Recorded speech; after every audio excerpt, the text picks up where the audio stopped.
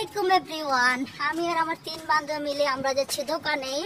ঈদের পরে আমরা একটু জুস আইসক্রিম কিনবো, কারণ প্রচন্ড গরম। তার জন্য কিছু আইসক্রিম খাওয়া খুব জরুরি। হাই বলো। ও সূর্যের জন্য কথা বলতে পারতেছি না, চোখে মুখে সূর্য। এখন বিকেল 5টা বাজতেছে। হাই, দেখতে পেতেছ আমরা? হাই, আমরা হেঁটে হেঁটে যাচ্ছি। দেখো সূর্য সান উপরে চোখে মুখে পড়তেছে। দেখো বিকেল বেলা আমরা হাঁটতেছি আর যাইতেছি। শুভ বিকেল। ঈদ উপলক্ষে 3 বান্ধবী মিলে যাচ্ছি আমরা হেঁটে হেঁটে দোকানের দিকে।